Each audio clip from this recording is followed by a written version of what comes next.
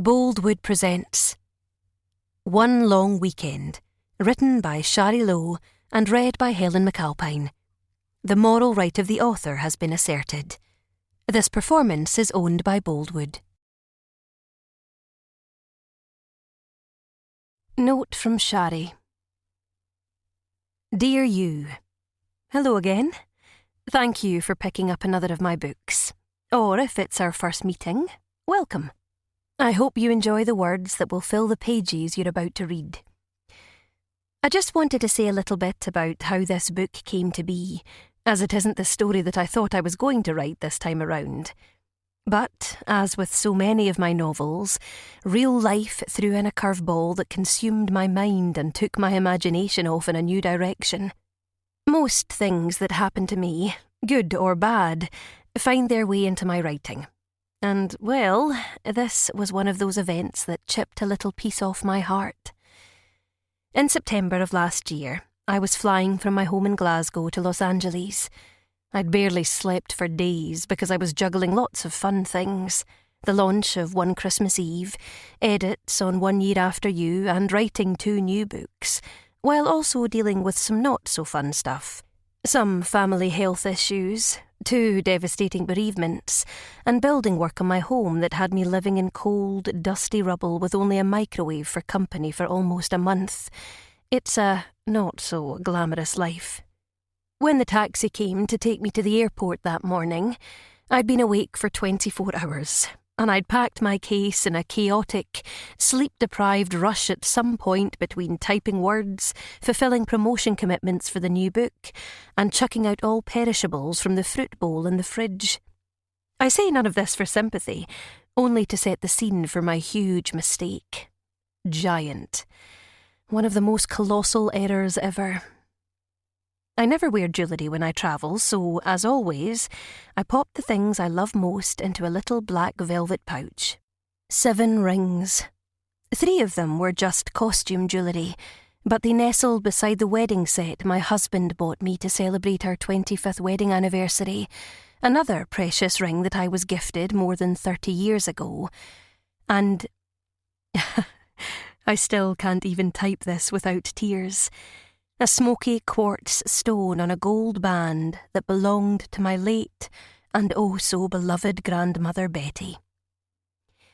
I'm not materialistic. I'm not particularly a jewellery person. But those 4 rings were among the few possessions in life that I truly adored. I tucked the pouch into the back compartment of my handbag, and that's when the mistake happened. I didn't zip the pocket.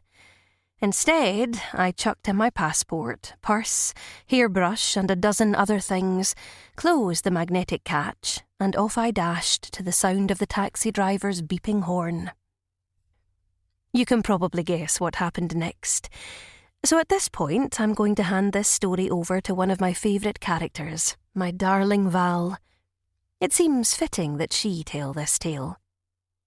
Over the years, Val has popped in and out of most of my books, and her huge, fierce, loyal heart was inspired by the gran who wore that smoky quartz on the hand that once held mine.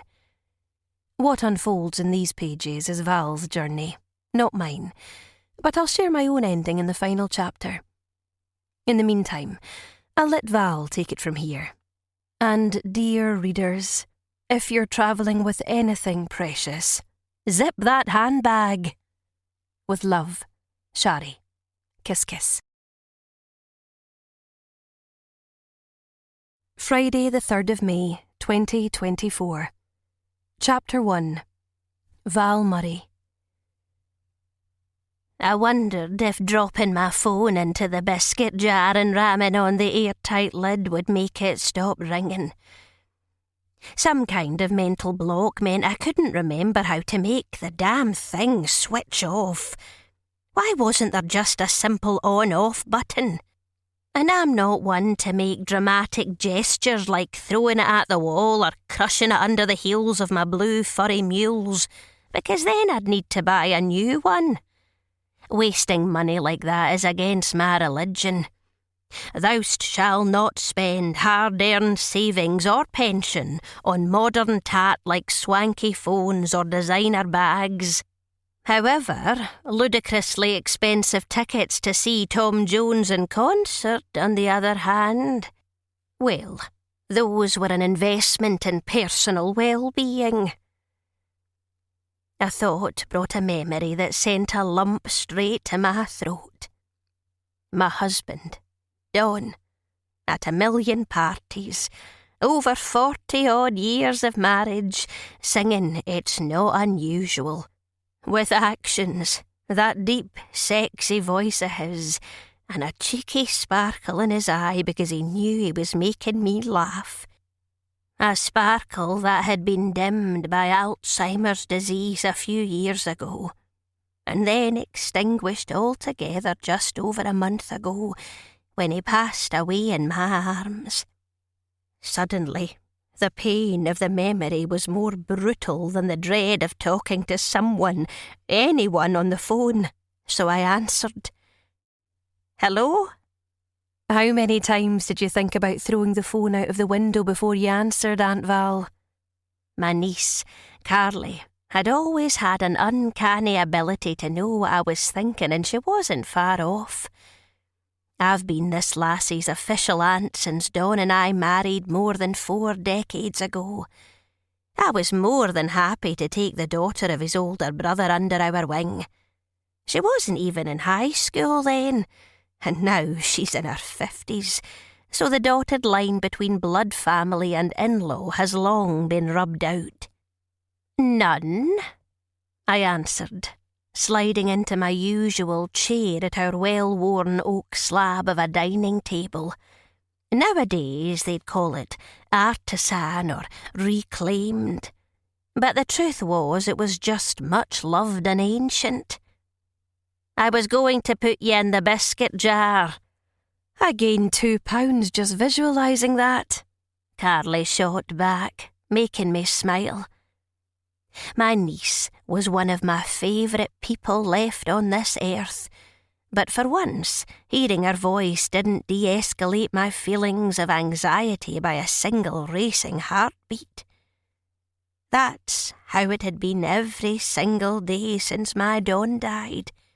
Thudding heart, sleepless nights, interspersed with paralysing dread that would shut down my body and mind cell by cell until I could barely function. In my adult life, there had been 3 losses that had almost broken me. The first was when my daughter, Dee, was mowed down by a drugged-up driver when she was barely 30. The second was when my best pal Josie died suddenly, only hours after we were dancing up a storm, drinking champagne and giggling our heels off at a wedding. And the third was right now, only weeks after saying goodbye to the love of my whole lifetime. Dan passed on the 1st of April, April Fool's Day. Even then he had to have the last laugh. Ever since, well-meaning folk have repeated all the clichés, that grief is the price you pay for love, that time will heal, that it's better to have loved and lost. But all that stuff just makes me grit my teeth and scream inside my head that they obviously didn't know Don Murray, because none of that trite stuff applies here. Instead, there's just an agonising, brutal hole in my heart that physically aches, even when I'm doing my best to go through the motions of day-to-day life. Aren't you in the taxi yet? Carly asked, causing a fresh ripple of tension to creep across my shoulders. The taxi? That one that would take me to the airport for the flight to London, where she'd lived since she was in her 20s. No, I'm all packed and ready, but I'm still in the house. Her question sent my gaze to the clock on the kitchen wall. 10 minutes past 8 o'clock. Bugger. The taxi was booked for 8 o'clock and I'd completely lost track of time. They usually text to say the taxi is here, but hang on. The heels of my peep-toe mules clicked on the laminate floor as I bustled down the hall of the terraced home I'd lived in since we tied the knot. It wasn't unusual back then to get married when you were barely out of school. In those days, most of my pals had swapped their parents' house for their teenage marital home. Changed times now, and that was a good thing.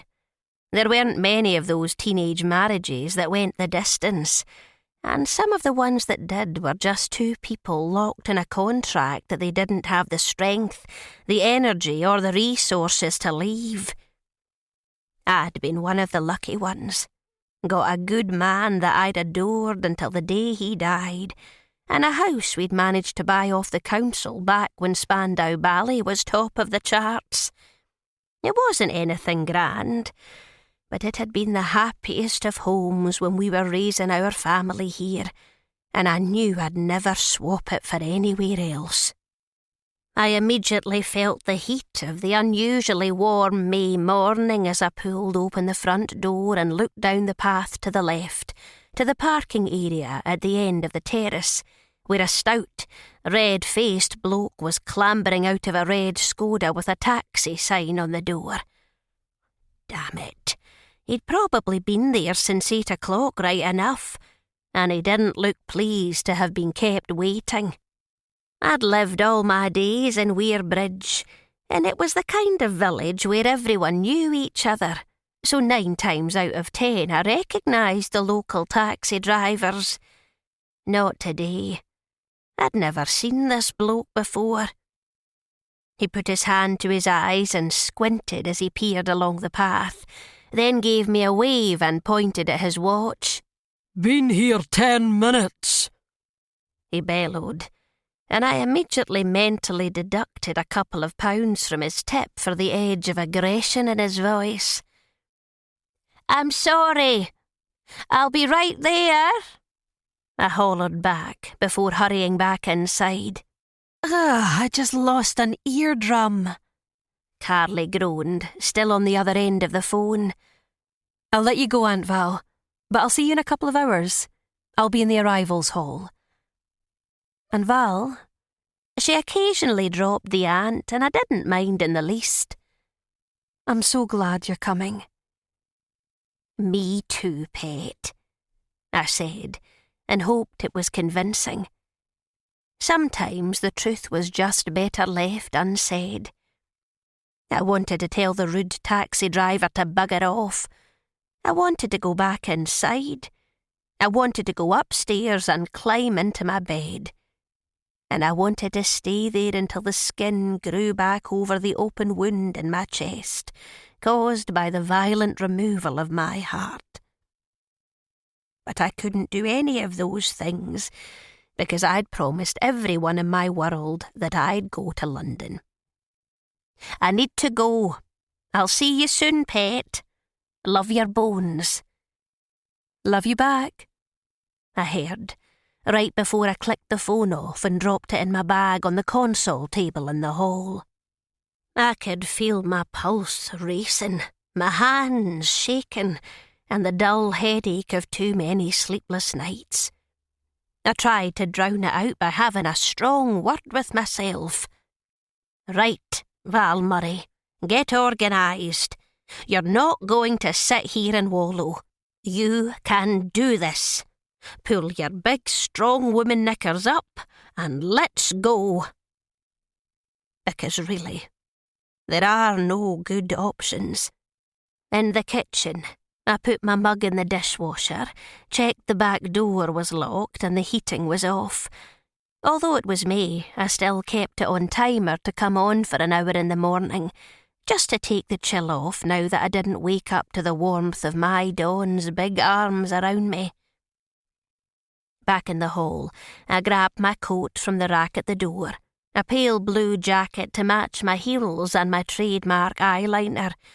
The 80s and Princess Diana's makeup style would never be forgotten as long as I was alive.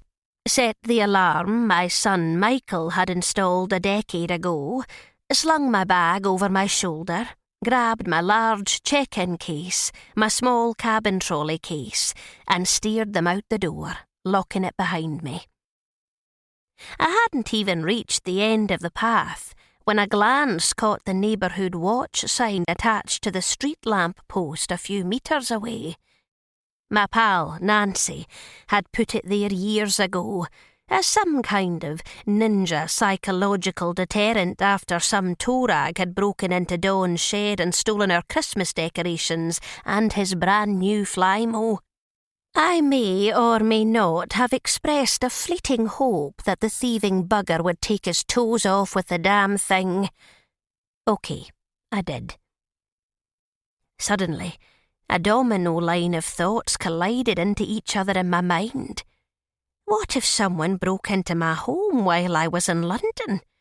Those nasty bastards could override all sorts of alarms these days. What if they took my valuables? Not that I had much. Just the big telly Dawn bought to watch the football and a few pieces of jewellery and... Stop. Rewind. A few pieces of jewellery. Are you coming or not? The taxi driver barked as he spotted me frozen to the spot at the end of the path. Another couple of pounds off his tip. Especially as I knew that, quite rightly, he'd already have added a waiting charge onto the fare. I didn't mind that in the least, as it was only fair and the man had a living to make. But there was no excuse for rudeness. In better days, I'd have been more than a match for this bloke. But today I didn't have the energy for conflict. Sod it. "Just coming, sunshine!" I shouted back with a hint of sarcasm, and then, leaving my cases where they were, I bolted back into the house, reversing my actions from a few moments ago. Door unlocked, alarm off, handbag dropped on the console table, back along the hall, but this time I veered to the stairs on the right and went up them at the speed of a caffeinated ferret.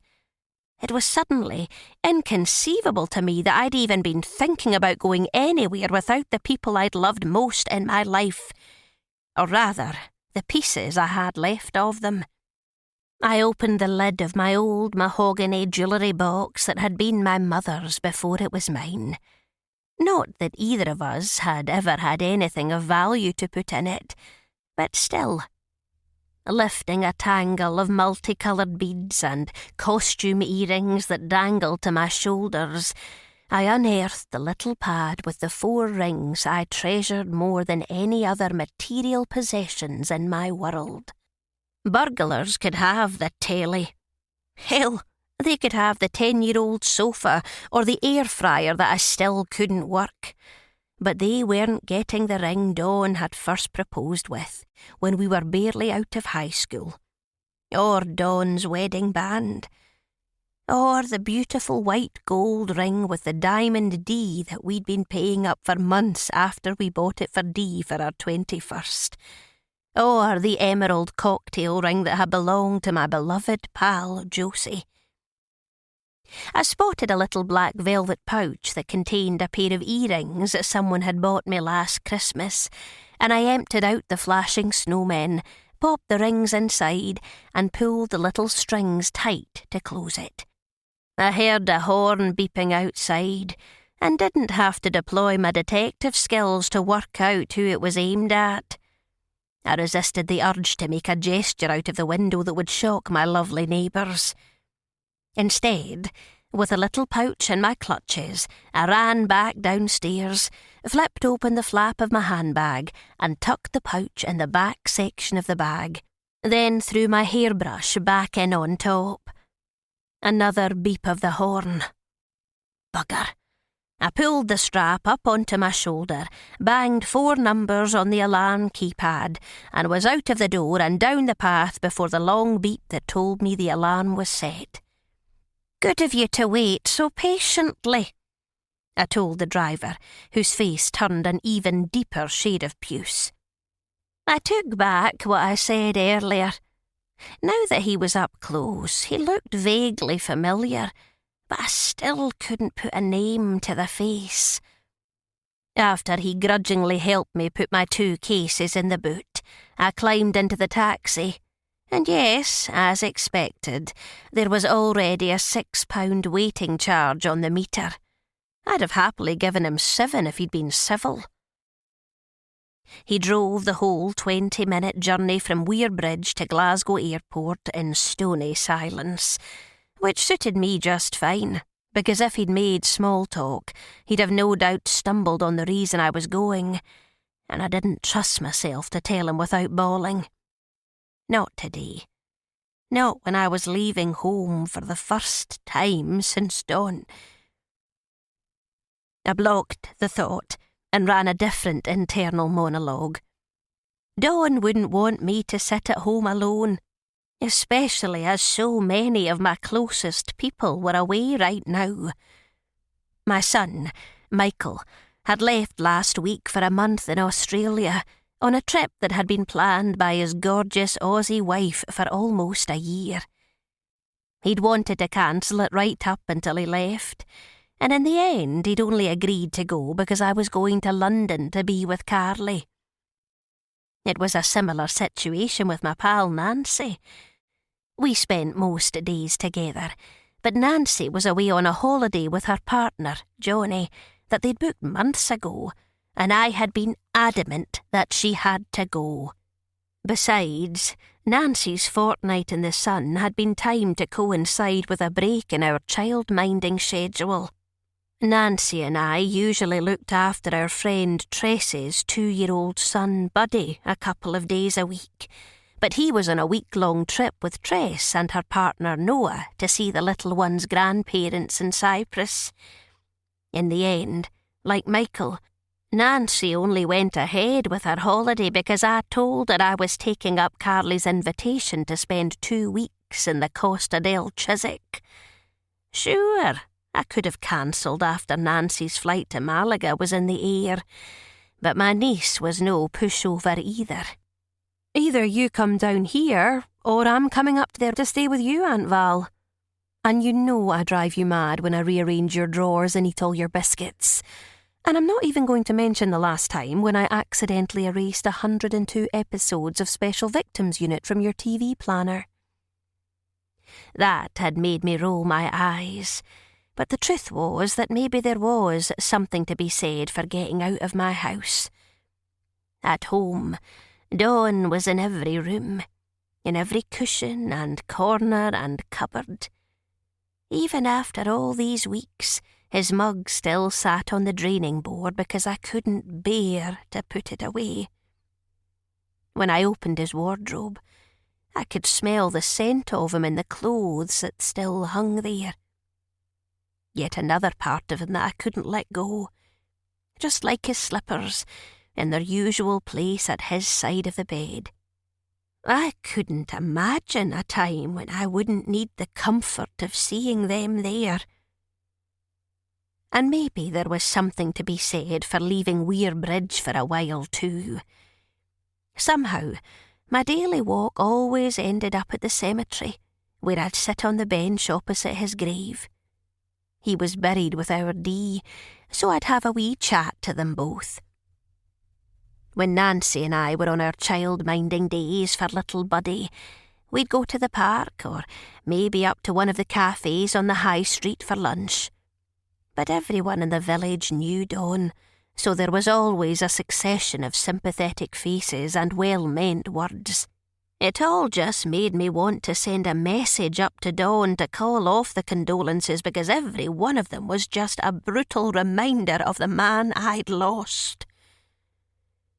The driver interrupted my thoughts. Bloody ridiculous. £6 just to get here for 5 minutes. Scandalous. This bloody government. He ranted as we drove into the drop-off zone at Glasgow Airport. I zoned him out, too busy trying to force my anxiety back down from my chest to the pit of my stomach, where it had been in residence for months. As soon as the car pulled to a stop, I grabbed the strap of my handbag and climbed out, pulling it behind me. After my foul-tempered knight in Skoda armour grudgingly retrieved my trolley cases out of the boot, I put my handbag on top of the smaller one and wrapped the strap around the pull-up handle. I handed him cash for the fare, including a lower tip than he would have been given if he'd had a pleasant bone in his body. Then I steered my cases on either side of me across the road to the terminal building. At the check-in desk, I dug into the front pouch of my bag for my ID and phone, checked in my larger case and then headed to security. This was it. My last chance to change my mind. I could turn around. I could go home. I could hide. But I knew it would just bring a whole lot of worry to the people who loved me, so I kept on going. Through the barrier, along the security queue, Kindle out, toiletries too, handbag and cabin case on tray. Thankfully, the security scanner approved because I didn't have it in me to hold it together if I had to chat with a kindly security guard. Oh, I could just picture it. He'd tell me my genuine plastic handbag was being subjected to a random drug test, and I'd end up wailing in his arms, disclosing every sadness I'd experienced since the 70s. It was all just sitting in my throat, ready to spill out to the first unsuspecting friendly face. Probably just as well I didn't have time for a coffee. As soon as my bag and case were out of the tray, it was an Olympic speed walk through duty-free and down what felt like a mile-long corridor to the British Airways hub for the flight to Heathrow. As I turned the corner to gate 19, harassed and panting, I noticed my handbag had tipped forward on top of the case, so I righted it, then joined the end of the queue of passengers that had already been called aboard. A few frantic moments later, I was on the plane and in my seat, next to a very serious businessman whose avoidance of eye contact made it clear that he wasn't open to chatting to random women on planes. Probably just as well. He'd never know he was just a polite smile away from a torrent of grief. Although a wee hand putting my case and handbag up into the overhead bin wouldn't have gone amiss. Not because I'm some defenceless, hapless woman, because I'm very far from that, as the bugger who stole Don's Flymo will find out if I ever catch him. However, the overhead storage was an issue because I'm 5'2", and stretching a heavy weight up that high made my brass strap ping. Chivalry was well and truly dead this morning. My Don would have helped anyone in a heartbeat. Just thinking that brought a wobble to my chin that I tried to hide as I sunk into my seat. The flight from Glasgow to London was barely an hour, and I passed the whole time with my eyes closed, psyching myself up for what was to come. The very act of being around someone else, of being seen, even by someone I adored, was making my chin wobble even more. When Dee passed away over a decade ago, I felt the same. Worse, maybe. That had been such a violent act that I didn't sleep for months. Yet I couldn't face the concerned faces of the people I loved either. So every night, I'd sneak out and spend hours walking up and down the faceless, deserted aisles of our local supermarket, carrying a basket that I barely filled, grateful that no one even cared to glance in my direction. Not even the security guards, who got so used to seeing me that I became invisible to them. Back then, I'd wished I could be that way to the whole world. It had been tough, and it had taken a long time. But eventually, I'd found a way through that restored my strength and rebuilt my love of life. Not a new life, just a different one. But the difference was, throughout every single day of that grief, and of the last 40-odd years, Dawn had been with me. and now he wasn't. A gentle thud told me we'd landed. I somehow managed to pull my case down by myself, and wasn't too gutted when it swung like a pendulum and scalped the unhelpful suited chap next to me on the arse. I pretended not to notice, too busy holding my ground in the usual elbows out shuffle to the door. I'd come to visit Carly, her brother Callum and his wife Carol. Yep, their names were way too similar, many times before, so I made my way to the luggage reclaim on autopilot, pulling my cabin case with my handbag reattached to the top of it alongside me. For once, my big suitcase was one of the first off, and I gave an admittedly smug glance to the gent who'd been sitting next to me and who was now eyeing the conveyor belt impatiently. Sometimes karma was real, I decided, and I went through the doors to the arrivals hall in record speed, thinking perhaps I'd have to wait for Carly. But no. She was there, arms wide open, a Starbucks drink in each hand. "Are you happier to see this cup of tea or me?" Carly asked, grinning. It was the family default position. Use humour to get through every emotion. Fake it until you make it. My grin was automatic. The lass had gone to such an effort for me, persuaded me to come, booked the flight ticket and now showed up and was opening her home to me. So there was no way I was going to allow myself to pitch up here and fall apart. "Definitely you, my love," I answered, hugging her, but being careful not to bump the drinks. "I'm so glad you're here, Aunt Val," Carly whispered into my hair, and I gulped. "Do not crumble. Do not crumble." I cleared my throat. "I am too, sweetheart." There was a part of me that meant it. Carly was one of those life forces that was good for the soul, and at any other time I'd feel thrilled to be with her and excited for the days ahead. Right now, under my fake smile and fake chirpiness, all I felt was broken. And God love her, even though I could see her concern in her tight smile, she cared enough to go along with the pretence. "Right, give me that big case and follow me. The car park was really busy and I'm pretty sure the space I eventually got is nearer to Cornwall than London, so we have a bit of a hike." She wasn't kidding. Almost 20 minutes later, my bunions were screaming in my furry mules when we finally manhandled my luggage and ourselves into Carly's car, some big fancy vehicle that said Evoke on the back. "I know, don't judge me," Carly pleaded. I held on to my ancient old Mini until bits started falling off it, and I know I've gone to the other end of the flash scale with this, but... Okay, I'm just going to be honest. I friggin' love it. It has seats that heat my arse. "In that case, you're forgiven for being flash," I quipped, "because warm buttocks are important."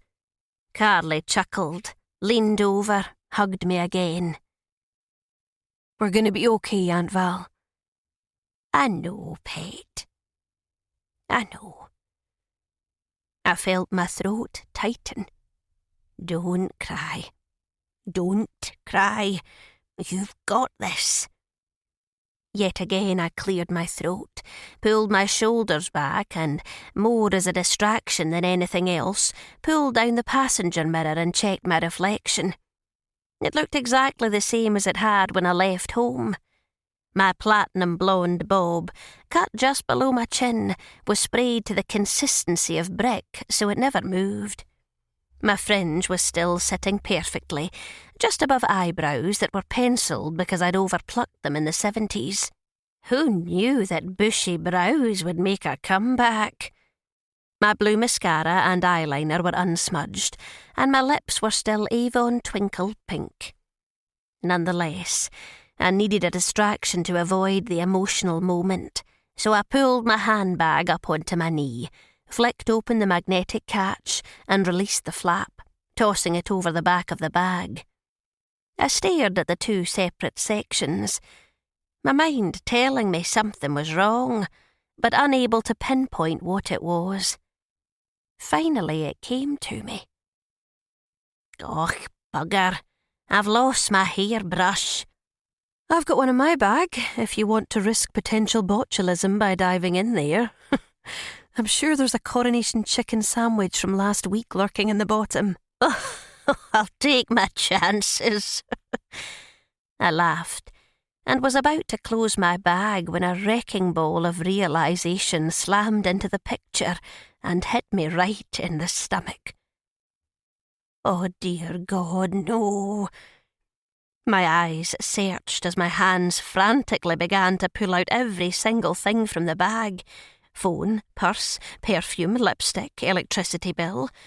I had no idea why that was there because I was sure I'd paid it. Makeup compact, boarding pass, hair baubles, Dawn's comb, a plastic spoon I always carried in case little Buddy needed an emergency yoghurt, assorted tissues, a packet of mints, some loose change. No brush. The wound in my chest burst wide open yet again. And no little pouch. My precious rings were gone. Chapter 2. Sophie Smith. Sophie saw the taxi at Glasgow Airport's drop-off/pick-up zone and made a beeline for it. The queue outside the terminal for the official airport taxis had been huge, and she remembered that it had been just as long the last time she'd arrived here, 2 years and 1 month ago. That day, her ex-boyfriend Ash had crossed from the terminal building to the ground floor of the car park and summoned an Uber from there. Today, she'd decided to do the same. After following the same path as before, she'd just been about to open her Uber app when the red Skoda had pulled up, and a lady with a blonde bob and a weary expression had got out and trundled off in the direction of the main building, as if the weight of the world was on her shoulders. Sophie was pretty sure she recognised the sentiment, because she was feeling that way too. She leaned down so she could speak into the open slot at the top of the passenger window. "Hi, can you take me to Glasgow city centre, please?" "I'm a private hire. Can only pick up prior bookings here. It's the law," the driver replied sharply, barely even making eye contact. Slightly taken aback and irritated in equal measure by his rudeness, Sophie knew she should let him go, but there wasn't another taxi in sight and she just wanted to get where she was going. Her irritation took charge of the situation. "So if I call your company and book you, then you can pick me up?" "Listen, I don't have time for this," he grumbled. It was obvious he was edgy, his eyes darting around as if checking to see if anyone was watching him. "Me either. Forget it. I'll call for someone else." As she began to stretch up, she heard, £30, no meter. Take it or leave it." Sophie's instincts told her it was a bad idea. This bloke was already being an asshole. But £30 and he was right here? The alternative of standing around waiting for who knows how long had no appeal. "Done," she said, jumping into the car. She wasn't entirely reckless, though. The first thing she did was take a sneaky photo of the driver's badge and send it to her dad. "In this guy's car. If he kidnaps me, channel Liam Neeson and come get me. Kiss." The answer came back almost immediately. "I will find you. I have skills. But I might need some help because I'm not the best at beating up kidnappers. Not since I put my back out on the golf course. Have a great time at the concert. Stay safe. Kiss." Sophie felt an immediate flush of shame creeping up her neck. A concert. That was the reason she'd given her dad for coming up to Glasgow. if he knew the truth. She shook it off. Focus on the important stuff. One step at a time. Step 1, get to the hotel and dump her bag. That was as far as she was going to let herself go right now. Anyway, these feelings of guilt were ridiculous. Her dad was hundreds of miles away in the bungalow he'd lived in with her mum on the outskirts of their hometown of Reading. He couldn't see her, and he couldn't know from a simple text message that she was doing anything other than what she said. He hadn't even asked her what concert she was going to see or who she was with. It was fine. She texted back, "Will do. Call you later. Love you. Kiss." Then immediately texted her older sister, Erin. "Dad is suspicious." The reply was instant. Her sister worked in marketing, managing communications and social media for a lingerie brand based in Camden, so her phone was permanently glued to her hand. "Do you know that for sure, or are you being paranoid?" "Definitely paranoid." "I rest my case. Why don't you just tell him? You're 26 years old and you're a strong, independent woman who is in charge of her own choices and destiny." Sophie's thumbs moved like lightning. "Have you told him you smoke and have a tattoo on your buttock?" "Touché. Need to go. Writing a press release about gussets. Living the dream." Smiling, Sophie put her phone in her lap and gazed out of the window for the next few minutes, staring at the sky over a city that she'd adored when she'd come here with Ash. Actually, tomorrow it would be exactly 24 months since she left. The date was ingrained on her memory because tomorrow was also the 2-year anniversary of the day that Ash Aitken had proposed to her after knowing her for exactly 4 months. They'd met on a backpacking trip around Asia, and if anyone had told her she'd go all the way to Bali and fall in love at first sight with a guy from Glasgow, she'd have thought they had something dodgy in their hookah. But that's exactly what had happened.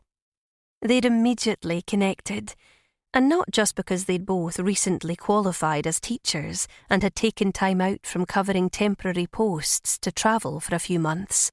What were the chances of that? It was almost as if it was meant to be. Or at least, that's what they'd told themselves. They'd changed their plans so that they could travel together and been inseparable from that moment on.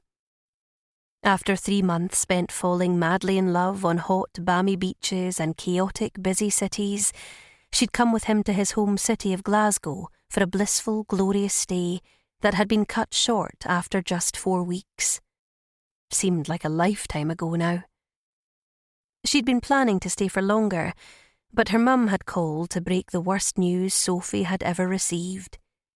Even now, Sophie could only remember some of the words her mum had said.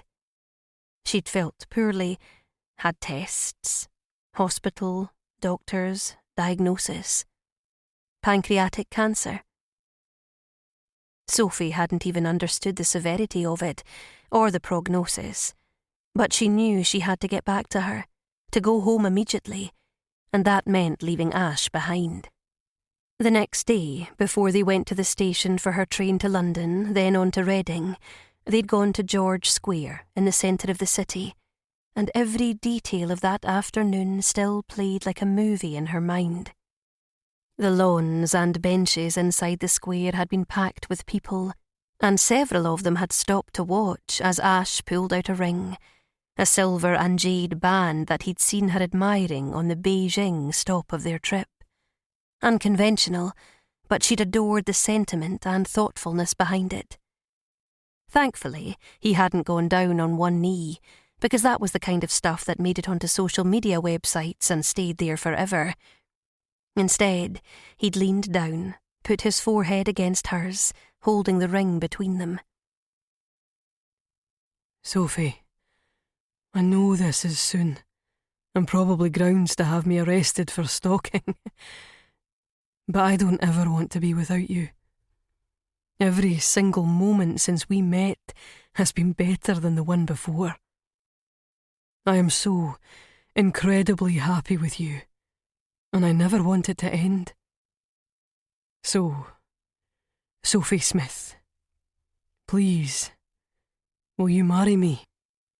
Oh, Hen, say yes. That came from two elderly ladies eating Greg's pies on the bench nearest them, who definitely deserved to be on social media forever. Once Sophie got past the gob-smacking shock of the proposal, she was tempted to be rash, wild and romantic and say yes. She really was, for many reasons. The first was that she'd felt exactly the same way since her gaze first met his on a Balinese beach at sunset. They'd struck up a conversation, and corny as it sounded, it was as if they'd known almost everything about each other instantly. Over the next few days, weeks and months, the stuff they didn't know just added even more layers of excitement and fun. She'd adored him. He was the first, and hopefully the last, man she had ever been in love with. But I can't, she'd whispered, answering his question, her voice cracking on the words. Because if I say yes now, I'll always remember that it was sad because I was leaving you. It was too much of everything. Too much emotion, too much confusion, too many people needing her. Can I take a rain check? Can you ask me again later? In a while, I mean. When my mum is better?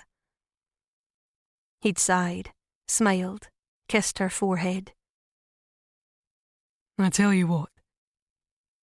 Promise me you'll come back, and I'll ask you again in a year. Right here.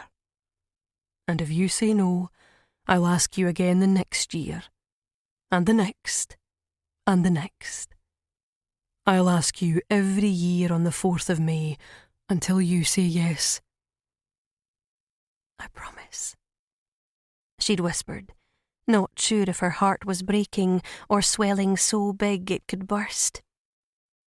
That's when she'd realised that the two women on the bench had frozen, pies in mid-air waiting to hear her answer. And another 4 or 5 random people nearby were watching them, waiting for the big moment. She'd already disappointed Ash, and now she was about to disappoint them too. But Ash, she'd continued, so quietly only he could hear. We have an audience, so you're going to cheer and snog my face off, so that it doesn't look like I said no. Because I didn't. I just said later. And that's what they'd done. She'd nodded with joyous exaggeration. He'd punched the air, picked her up, swung her around, and then they'd kissed until the cheering from the audience stopped. The last thing she remembered hearing before they walked off into the sunset, actually only to Central Station to get her train, was one of the elder ladies with the pie saying, "Oh, Daphne, no wonder I comfort eat. This place is an emotional roller coaster." As the train pulled out of the station, Sophie had no idea what was in front of her. She didn't know the awful things that were about to happen, or that the pain of what was to come would force her to cut off all contact with Ash just months later, that they wouldn't speak again, or that for too many reasons that she didn't want to think about right now, she wouldn't make it back to Glasgow until this weekend. Even as late as last night, she wasn't sure that she would make the trip, but then she'd decided that it was now or never. School had closed yesterday for the half-term break, so what else was she going to be doing anyway? This was the second year in a row that she'd taught Year 2, so she already had the lesson plans for the next term organised and ready to go. Her class of 6 and 7-year-olds were so excited about their break, and it had been contagious. At least, if all this came to nothing, she'd be able to tell them about her trip to Scotland and drop in some stories about castles and legends of monsters that lived in lochs. Not that there would be any sightseeing this weekend. She was here for only one reason, to find Ash. Although now that the taxi had left the airport and joined the slip road onto the motorway that would take her into the city, the doubts and fears were kicking in again. Did anyone ever find happiness chasing a regret? And would she be too late to make it right? All she wanted to do was to say sorry, to ask him to forgive her, to find out if he still felt the same, still loved her, still wanted her. And if he did, this time she wasn't going to be stupid enough to let him go. The taxi driver grunted in the front. Where in the city centre are you going to? The George Square Grand Hotel. That brought on an exaggerated sigh. Right in the centre, of course it bloody is. The traffic round there is insane now, especially with all the ridiculous 20 miles per hour limits. I'd be quicker getting out of the car and bloody walking. All that bloody green nonsense. Speed restrictions and low emission zones. Arsehole councillors. They're destroying this city. Idiots, every last one of them. He was agitated, and even from the back seat she could see that his face had reddened with irritation. Maybe if he opened a window or put on the aircon, he'd get rid of the sweat that was glistening on the back of his neck too. Sophie sighed. She should have waited in the original taxi queue, or found a bus, or walked. Fricking anything but this. Her mum used to tell her that she attracted waifs and strays.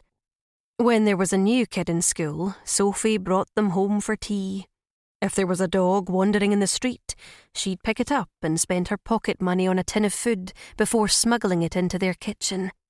Apparently, she also attracted intolerant, mean-spirited blokes who wanted to rant about anything and everything. She briefly contemplated telling him that she was Greta Thunberg's big sister to see if his head exploded, but she didn't want to cause a motorway pile-up. Twisting around, she was about to slip her phone into her bag on the seat beside her when her eye caught something on the floor behind the driver's seat. The button of her jeans groaned as she stretched down, then almost immediately recoiled when her fingers touched the bristles of a hairbrush. Since the driver's greasy, straggly hair looked like it hadn't been brushed in a while, she figured it was a safe bet that it wasn't his. Someone must have dropped it. She pulled it up, and it was only when she got back to a seating position that she realised there was something tangled in its bristles. 2 thin black strings attached to a little black velvet pouch. Curious, she picked the strings out of the brush and opened the pouch, then emptied it into her hand, letting out a gasp as 4 rings tumbled out. Her reaction caught the driver's attention. Something you want to say? He challenged her, meeting her gaze in his rear-view mirror. He clearly thought she was still on his conversation about Glasgow City Council's green policy. His face was even redder now. She thought about suggesting he get his blood pressure checked, but decided her input wouldn't be welcome and it would probably send him off on a rant about the NHS. No, it's just that I found something on the floor back here. Has anyone reported anything lost? In the mirror, she could see the suspicion written across his brow. No, he answered cagily. What is it? A hairbrush and 1, 2, 3, 4 rings, she said, peering at them more closely now. The plain gold band was definitely a man's ring, as it was bigger than the others. 2 others were also gold. One had a trio of diamonds, and the other a single large rectangular emerald stone. They both looked pretty old, so maybe they were vintage. The 4th ring was silver or white gold, she couldn't tell, with an exquisite little cluster of diamonds. At first glance, she thought it was a circle, but now she could see that it was a D. That made something in her head ping. Diana. That was her mum's name.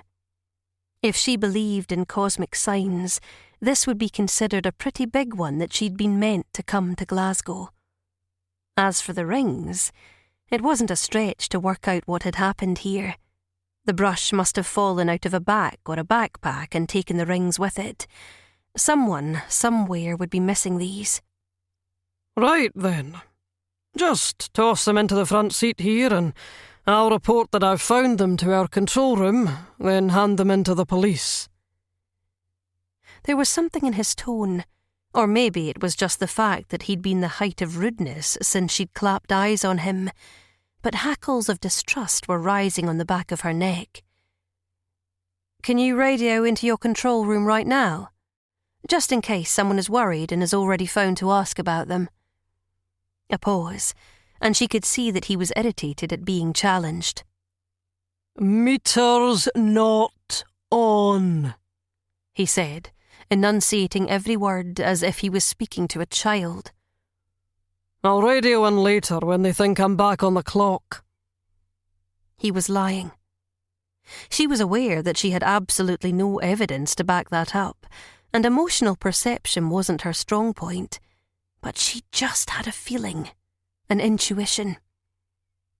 In most of the confrontational moments in her life, she'd backed down and gone with the easy option, but something in her wasn't giving in today.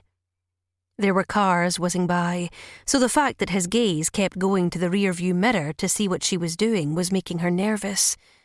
She'd be much happier if he was concentrating on the road. I tell you what, just drop me at a police station when we get to the city centre. I'll pay the extra fare, and I'll run in and drop them off. I'm sure someone will be desperate to get these back.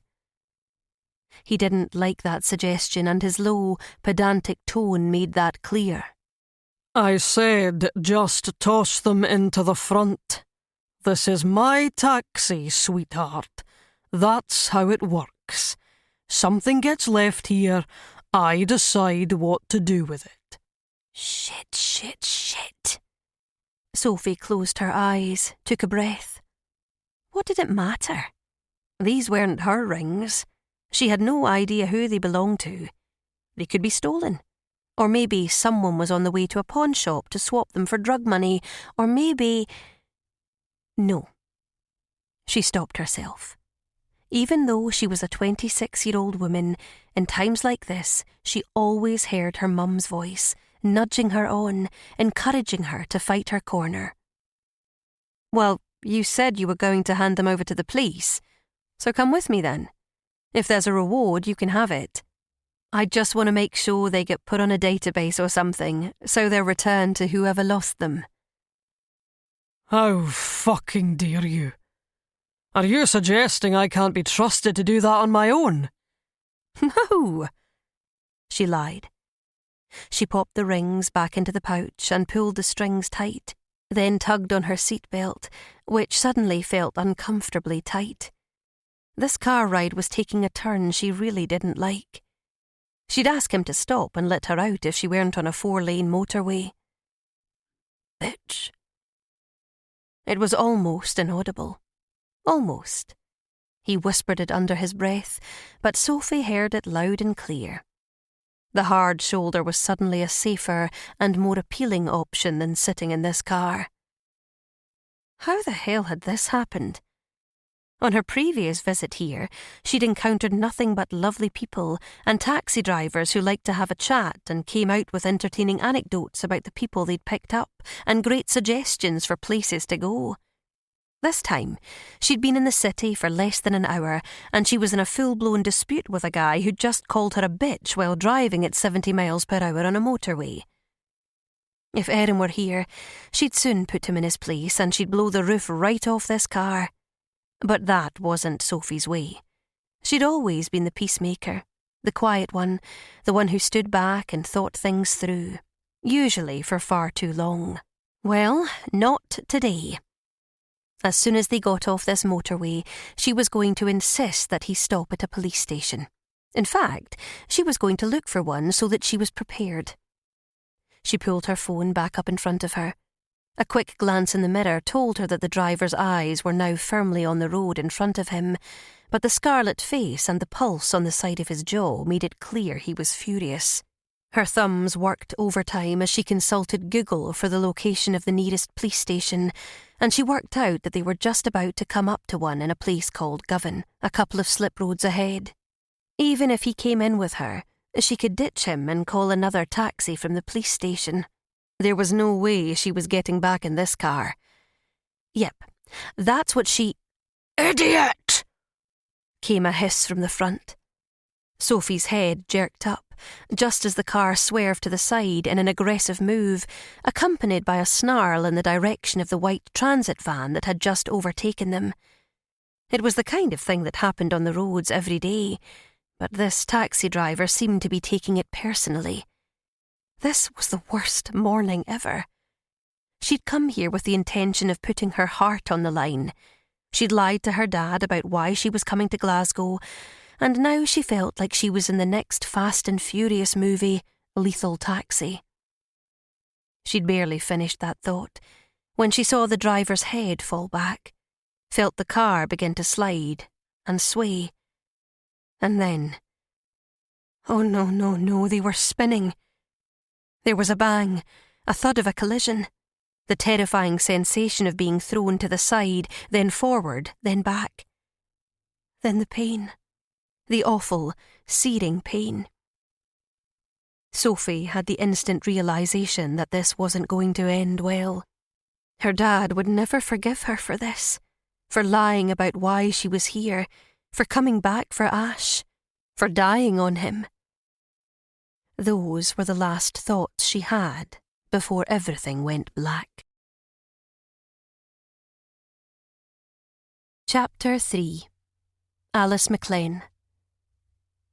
This was Alice's favourite time of the day.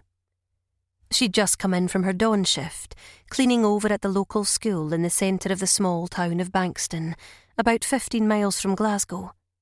As always, she'd walked the mile from her dilapidated home in a run-down housing scheme through the town streets to her work and back. At 5 a.m. on the way there it was deserted. At 7 a.m. on the way back it was busier. Not that she had a choice, because her car-owning days were long behind her. Anyway, according to the fitness thingy on her wrist, she already had almost half of her 10,000 steps done for the day. As always, the solitude had relaxed her, and now she got to have her morning coffee in peace. At least, that's what she'd planned. She'd barely flicked the switch on the kettle when the phone rang, and through the cracks in the plaster on the ceiling, she heard the sound of her husband's disgruntled muttering as he answered the extension that sat on the ancient bedside table next to his head. Peaceful morning interlude ruined. She listened for more signs of movement upstairs and heard his footsteps as Larry got out of bed, then drawers banging shut, wardrobe doors squeaking as they opened before thudding closed. Yes, he was getting ready to go out. He must have been called into work and agreed to go. She could do nothing to stop the sigh of contentment that gave her. The house to herself for even longer today. Every hour without him here was an absolute treat. Maybe she'd go down to the swimming baths and do some laps, or perhaps go over to Weir Bridge, a lovely village only a couple of miles away, visit the library or treat herself to a cup of tea in one of the little cafes on the high street. Or maybe she'd just go for a walk and get the rest of her daily steps in before it was 4 o'clock and time to go to her early evening cleaning shift down at the town hall. She worked 6 hours there, then returned home and slept for 5 hours until it was time to get up and do it all over again. It wasn't the career of her dreams, but she liked the women she worked with in both places, appreciated their non-judgmental camaraderie, and the hours didn't bother her. She'd never been much of a sleeper, and anyway, it was worth it, because her unsociable hours meant that she and Larry were ships that passed in the night, rarely in the same place at the same time. This tiny house only had 1 bedroom, but by the time she got home at night he was often sleeping, and she was up and away again before he woke up. She trained herself.